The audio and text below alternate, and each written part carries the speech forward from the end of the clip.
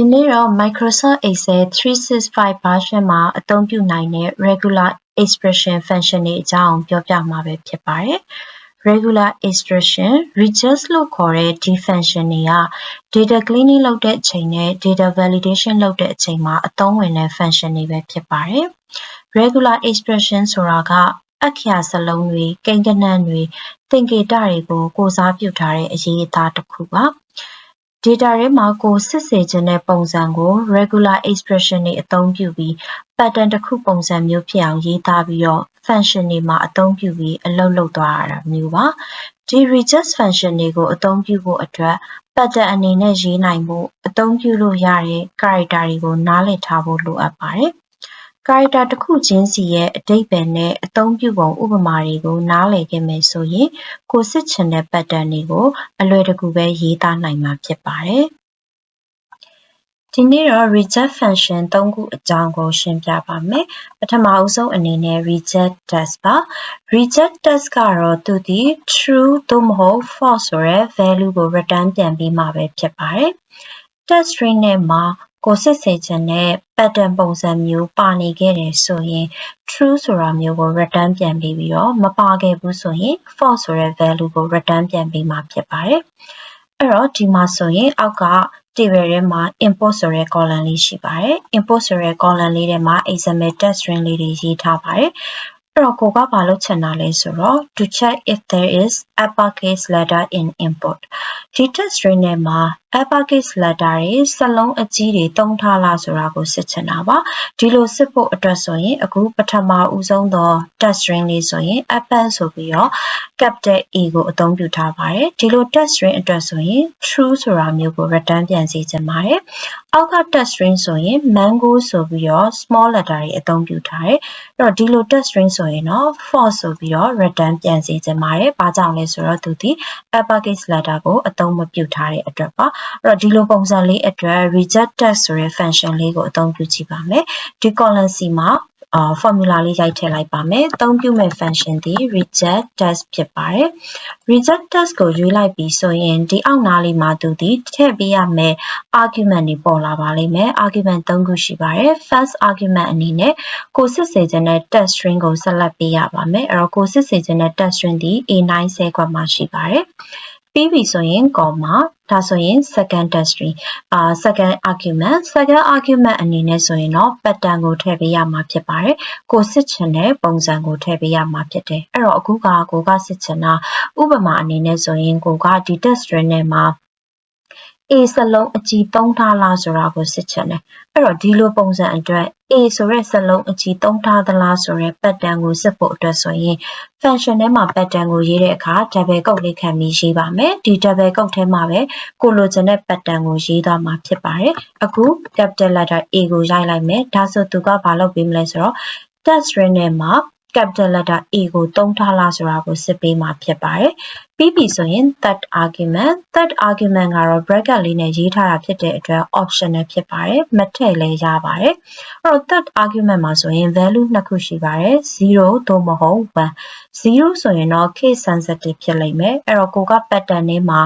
capital letter ကိုသုံးထားတယ်ဆိုရင်သူက test string ထဲမှာ capital letter စလုံးကိုပဲလိုက်ရှာမှာဖြစ်ပါတယ်။ရှာတွေ့တယ်ဆိုရင် true မတွေ့ခဲ့ဘူးဆိုရင် false ဖြစ်ပါလိမ့်မယ်။ 1ကတော့ case insensitive ဖြစ်ပါတယ်။အဲ့တော့ case insensitive ဆိုတော့ pattern ထဲမှာကိုက capital letter A ကိုသုံးထားတော့ညာလေ test string ထဲမှာ capital letter A ကိုတွေ့သည်ဖြစ်စေ small letter A ကိုတွေ့သည်ဖြစ်စေသူဒီ true ကို return ပြန်ပေးမှာဖြစ်ပါတယ်။ဘာကြောင့်လဲဆိုတော့ case က insensitive ဖြစ်နေလို့ပါ။အခု default အနေနဲ့ဆိုရင်တော့ကိုကဘာမှမထည့်ဘူးဆိုရင်သူဒီ0ကိုသုံးပြီးတော့ case sensitive အနေနဲ့သူကလိုက်ပြီးတော့ pattern ကိုစစ်ပေးသွားမှာဖြစ်ပါတယ်။အဲ့တော့ဘာမှမထည့်ဘဲနဲ့ default ကိုပဲအသုံးပြုလိုက်ပါမယ်။ queen page enter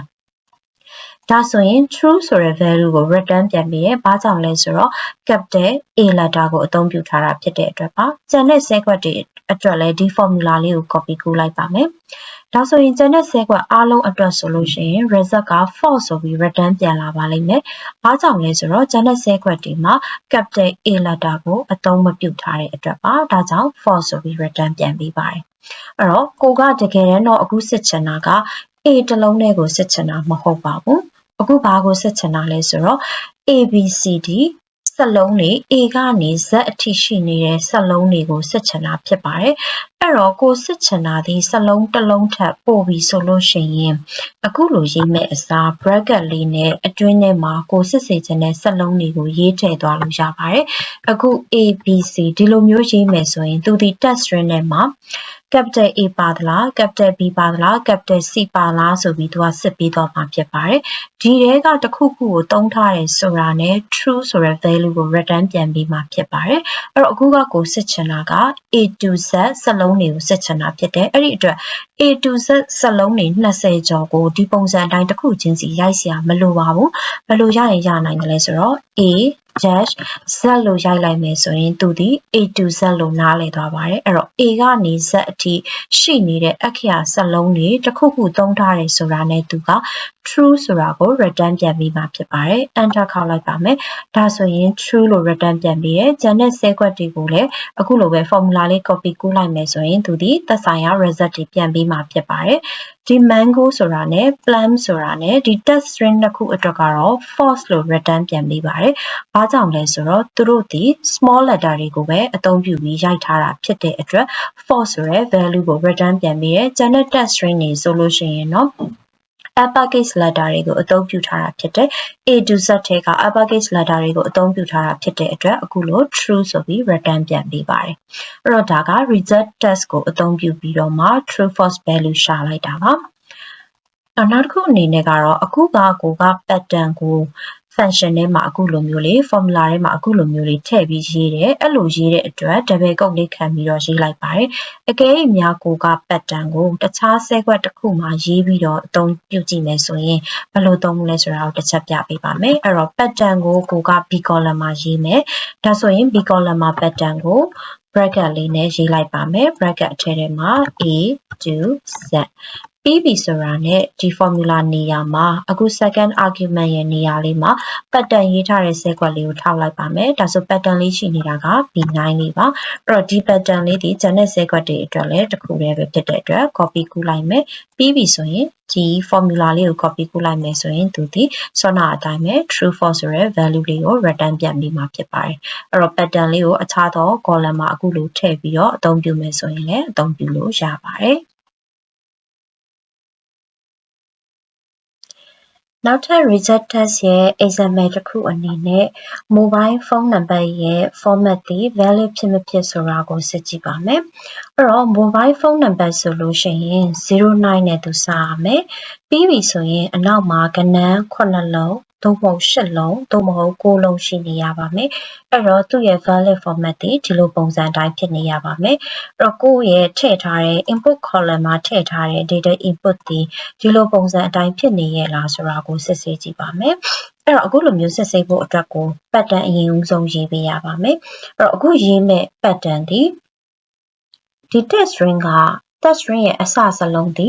09နဲ့စနေလားဆိုတာကိုစစ်ချင်တာဖြစ်ပါတယ်။အဲ့တော့ text string နဲ့ကအစစလုံးကိုစစ်ချင်တယ်ဆိုရင်အခုလိုမျိုး character လေးကိုအသုံးပြုရပါမယ်။ပြီးပြီဆိုရင်အနောက်မှာ09ဒါဆိုသူဘယ်လိုနားလည်သွားမလဲဆိုတော့ text string ရဲ့အစစလုံးက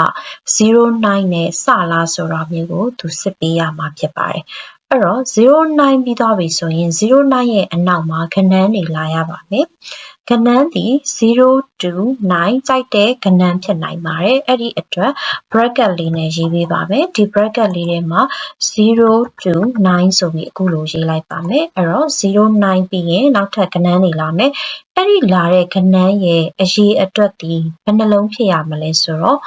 9လုံးသို့မဟုတ်10လုံးသို့မဟုတ်9လုံးဖြစ်ရပါမယ်အဲ့တော့အဲ့လိုအရေးအတွက်ကိုစစ်ချင်တယ်ဆိုရင် curly bracket လေးကိုအခုလိုအသုံးပြုရပါမယ်ဒီ curly bracket လေးထဲမှာမှကိုစစ်ချင်တဲ့အရေးအတွက်ကိုထည့်ပေးရပါမယ်အခု7.9လို့ရေးလိုက်ပါမယ်ဒါဆိုဘယ်လိုနားလည်ပါမလဲဆိုတော့7 to 9ဆိုပြီးသူနားလည်သွားပါလိမ့်မယ်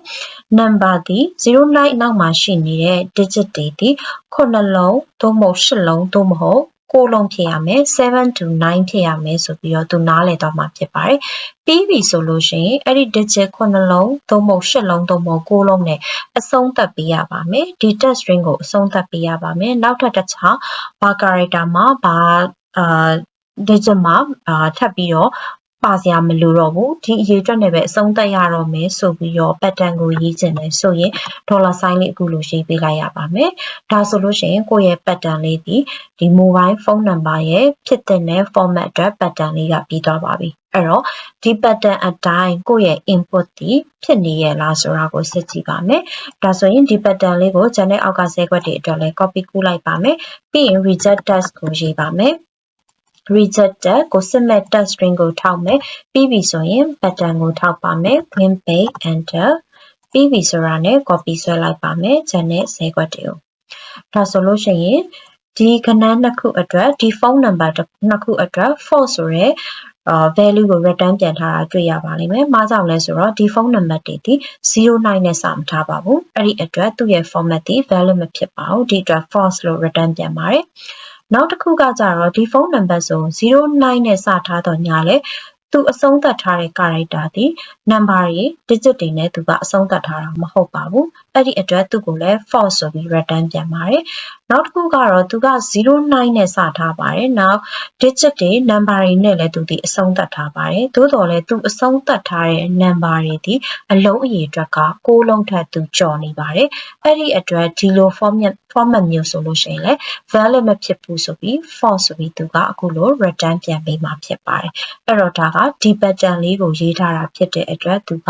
mobile phone number ရဲ့ format ကိုအခုလိုစစ်ပေးသွားတာဖြစ်ပါတယ်နောက် function တစ်ခုကတော့ reject extract ဆိုတဲ့ function မှာ reject extract ကတော့ text string နဲ့မှာကိုလိုချင်တဲ့ pattern နဲ့ကိုက်ညီတဲ့အစိတ်အပိုင်းကိုသူကဆွဲထုတ်ပြပေးမှာပဲဖြစ်ပါတယ်အဲ့တော့ reject extract လေးကိုအသုံးပြုကြည့်ပါမယ်ဒီ example မှာဆိုရင် reject extract လေးကိုအသုံးပြုဖို့အတွက် input column မှာ sample text string လေးတွေရှိနေပါတယ်အခုဆိုကိုကဘာကိုလုပ်ချင်တာလဲဆိုတော့ခွင်းစခွင်းပိတ်နဲ့ရိုက်ထားတဲ့စာတွေကိုပဲကိုကဆွဲထုတ်ခြင်းတယ်ဒီ sentence တွေကနေမှခွင်းစခွင်းပိတ်နဲ့ရိုက်ထားတဲ့စာတွေကိုပဲဆွဲထုတ်ခြင်းတယ်ဆိုရင် reject extract ဆိုတဲ့ function လေးကိုအသုံးပြုပြီးတော့ဆွဲထုတ်လို့ရပါတယ်အဲ့တော့အရင်ဦးဆုံးအနေနဲ့ pattern လေးကိုစဉ်းစားကြည့်ပါမယ်အဲ့တော့ pattern လေးကိုစဉ်းစားဖို့အတွက်ဆိုရင်ကိုလိုချင်တဲ့ substring ဒီ sentence နေရာမှာအစိတ်အပိုင်းဒီကိုလိုချင်တဲ့ပုံစံကခွင်းစလေးနဲ့စရမယ်ပြီးပြီဆိုရင်ခွင်းစာ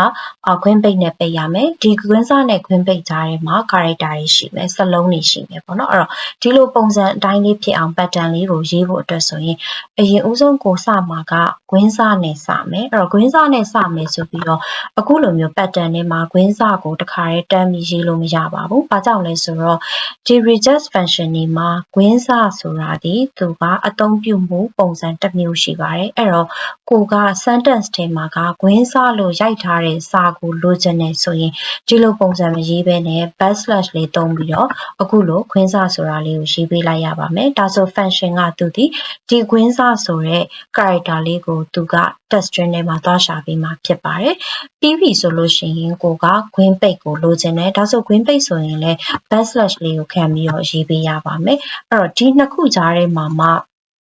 နောက်ထပ်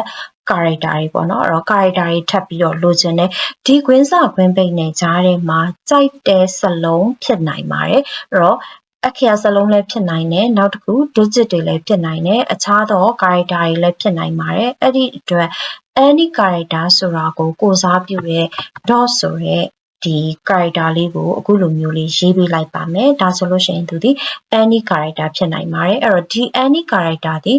တစ်လုံးသို့မဟုတ်တစ်လုံးထက်ပိုနိုင်ပါတယ်ဒါမျိုးဆိုလို့ရှိရင်အနောက်က plus ဆိုတာလေးကိုထည့်ပေးလိုက်ရပါမယ်အဲ့တော့ဒီ pattern လေးကိုရေးလိုက်မယ်ဆိုရင်အိတ်ဆဲကသူဒီ function ကသူနားလည်သွားပါလိမ့်မယ်ဝင်းစားခွင်းပိတ်နဲ့စပြီးတော့ဝင်းစားခွင်းပိတ်အထဲထဲမှာစလုံးတွေရှိနေတဲ့ substring ကိုဆွဲထုတ်ပေးရမယ်ဆိုတာသူနားလည်သွားပါလိမ့်မယ်ပြီးရင် enter ပြီးသွားပြီဆိုလို့ရှိရင်တော့ formula လေးရေးပါမယ်အသုံးပြုမှာဒီ reject extract ကိုအသုံးပြုမှာဖြစ်ပါတယ်အဲ့တော့ reject extract ကိုအသုံးပြုဖို့ပထမအဆုံး argument အနေနဲ့ text string ကို input ထည့်မယ်နောက် pattern ကိုလိုချင်တဲ့ pattern ကဒီမှာရှိပါတယ် b9 ပြီးပြီဆိုရင်အနောက်မှာ third argument အနေနဲ့ return mode ဆိုပြီးရှိပါတယ် return mode ထဲမှာတော့0 1 2ဆိုပြီး value 3ခုရှိတယ်0က default value ပါ0ဆိုလို့ရှိရင်တော့သူဒီကိုအခုရေးထားတဲ့ pattern နဲ့ကိုက်ညီတဲ့သူပထမဦးဆုံးတွေ့ရတဲ့ substring ကိုထုတ်ပေးမှာဖြစ်ပါတယ်1ဆိုရင်တော့သူဒီ pattern နဲ့ကိုက်ညီတဲ့ substring အားလုံးကိုထုတ်ပြီးမှဖြစ်တယ်။ Now capture group of 2ဆိုလို့ရှိရင်တော့ capture group of first match ပေါ့နော်အဲ့တော့သူကတော့ပထမဦးဆုံးတွေ့ရတဲ့ group ကိုသူဆွဲထုတ်ပေးမှာဖြစ်ပါတယ်အခုဆိုလို့ရှိရင်တော့ကိုတွေက0ကို default အနေနဲ့အသုံးပြုပါမယ်အဲ့ဒီအတွက်ဒီထဲမှာ return mode မှာကိုကဘာ value မှမထည့်တော့ဘဲနဲ့ comma လေးနဲ့ထည့်ရေးလိုက်မယ်ဒါဆိုရင်နောက်ဆုံး argument ကိုရောက်လာတယ်နောက်ဆုံး argument ကတော့ case sensitivity ကိုမေးတာပါ case sensitivity ကလည်း default value 0ကိုပဲအသုံးပြုလိုက်ပါမယ်အဲ့တော့အနောက်က argument နှစ်ခုဒီ optional ဖြစ်တယ်ကိုအသုံးပြုမှာလဲ default တွေကိုပဲအသုံးပြုမှာဖြစ်တဲ့အတွက်ဘာမှမထည့်တော့ဘဲနဲ့ခွင်းပိတ်နဲ့အခုလိုလေးထွက်လာပါမယ်ဒါဆိုလို့ရှိရင်ပထမဦးဆုံးသော test string အတွက်သူဒီခွင်းစခွင်းပိတ်နဲ့ May 15ဆိုပြီးထုတ်ပေးပါတယ်အဲ့တော့ဒီ May 15ဒီ test string နဲ့မှာသူဒီ pattern နဲ့တွားပြီးတော့ကိုက်ညီနေတဲ့အတွက်ပါအဲ့တော့ကျန်တဲ့ set ခွက်တွေအတွက်လည်း copy လေးကူးလိုက်မယ်ဆိုရင် set ခွက်တွေအားလုံးအတွက်သူဒီမှာခွင်းစခွင်းပိတ်နဲ့ထည့်ပြီးတော့ရေးထားတဲ့စာတွေပဲအခုလို result ထဲမှာသူက return ပြန်ပေးမှာဖြစ်ပါတယ်အဲ့တော့ဒါက reject extract ကိုအသုံးပြုတဲ့ပုံစံလေးပါနောက် function တစ်ခုကတော့ reject replace ပဲဖြစ်ပါတယ် reject replace ကတော့ test string ထဲမှာကိုလိုချင်တဲ့ pattern ပုံစံမျိုးရှိမရှိဆိုတာကိုရှာဖွေပါတယ်ရှာဖွေလို့တွေ့ခဲ့တယ်ဆိုရင်အဲ့ဒီ pattern ကိုတစ်ခုခုနဲ့ replace လုပ်လိုက်ပြီးတော့မှဒီ test string ကို return ပြန်ပေးမှာဖြစ်ပါတယ်အဲ့တော့ဒါက reject replace ပါ reject replace ကိုဘယ်လိုနေရာမျိုးအတွက်အသုံးပြုလို့ရလဲဆိုတော့ဒီဥပမာထဲမှာဆိုရင် input column လေးရှိရယ် input column ထဲမှာဆိုလို့ရှိရင်အခုလိုမျိုးခဏန်းတွေကိုရိုက်ထားပါတယ်ဒီကဏ္ဍနေဒီတကယ်တမ်းတော့ debit card number တွေပါအဲ့တော့ debit card number ရဲ့ format ဒီသူဖြစ်ရမယ့် format ကအခုပြထားတဲ့ပုံစံအတိုင်းပဲ